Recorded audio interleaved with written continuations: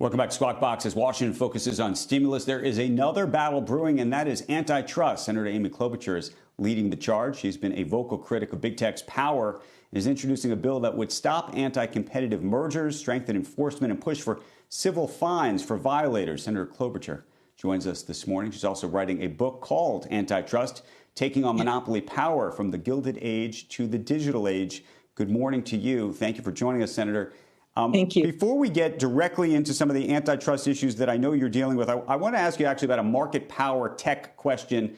And it's something that we've seen being played out even over the last week, because part of the power or market power issue is a bit of a freedom of speech issue and a bit about what these platforms can do. And I'm curious what your reaction is. We were just talking about Elon Musk tweeting and pushing Dogecoin this morning. We've seen this game this week, and if not longer. What do you think the responsibility, if there is any, that the platforms themselves should have when it comes to pushing stocks? You know, I think this is just one more example of this enormous power that these platforms have. And I'm glad in some of the other issues you guys were just talking about that Secretary Yellen has called for an investigation to look at this manipulation. You want to have small investors, you want to have people participating, but you don't want to have deliberate manipulation. And that's always a thin line. So I'm glad that this is being looked into, because you don't want behavior. Overall, with tech, I think we know for a long time they've pushed against any kind of rules of the road, saying, hey, trust us. And that just hasn't worked for people. It sure hasn't worked for people that have had their private information spit out all over the place. It hasn't worked for people who are victims of misinformation. And so that's why, in addition to antitrust, we have to get some rules of the road for privacy in place. And we've got to make sure that the economy is fair for people. And I look at this from a business perspective, which is a lot of your show. I don't think it's good for startups. I don't think it's good for competition if you have big companies with 90% market share over search engines, in the case of Google, that can control the gateways to things. And so that's why my bill and the work that we're doing, and the House has done a lot on this too, House of Representatives, is aimed at actually getting to what I consider a conservative principle, capitalism. This idea of competition in the marketplace. Adam Smith himself warned about the overgrown army of monopolies, and that we always had to have a check and balance. And we are rusty, and we haven't kept up with the marketplace.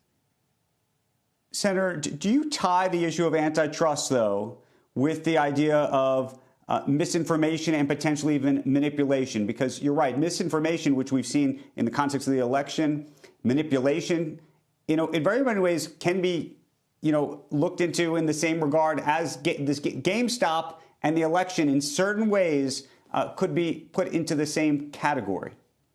Right. So the approaches may be different, because misinformation could involve rules and transparency policies and algorithms and those kinds of things. So in that way, it's a different set of rules that you'd put in place. And competition rules wouldn't just apply to tech, right? You've got, only 2 really online travel agencies right now, or online travel companies, that are controlling all those brand names. You could go down the row with the consolidation we've seen in industry. But I think one thing they have in common, though, is that when you squelch competitors, and we have the Zuckerberg email as Exhibit A, when he talked about purchasing nascent competitors. They're not big now, but boy, they're going to affect us later. You squelch all the bells and whistles and the innovations that could come up from new companies, the WhatsApp, Instagram purchases. They no longer are off on their own trying to compete with Facebook. Facebook now owns them.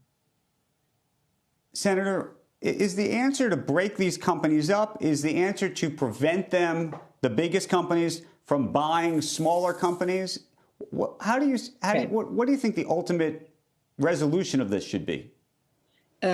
It's the law. The first answer is you've got to have the resources for the agencies. You can't take on trillion-dollar companies with Band-Aids and duct tape.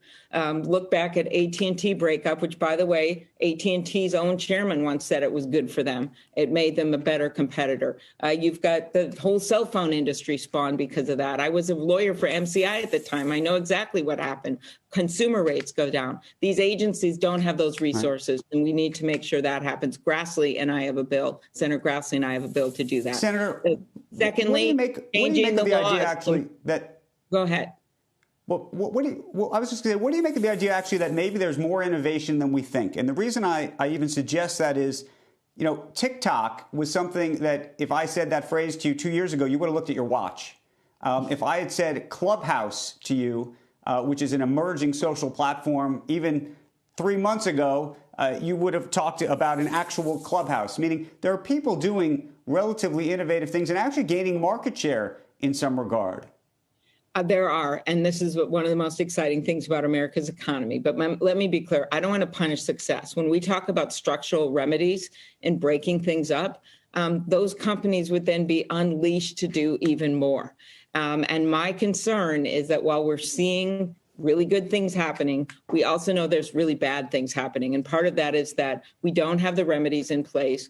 We don't have the resources I mentioned for the agencies. And some of the legal standards just don't fit the sophisticated marketplace we see today. And you have court rulings where the courts have gotten more and more restrictive about antitrust cases. And this isn't just consumers coming to me. There's a bunch of businesses, big and small, that know this is unfair for them if they can't get their product advertised the way that they would, or they're unable to compete in a marketplace. And so all this is balancing things out again.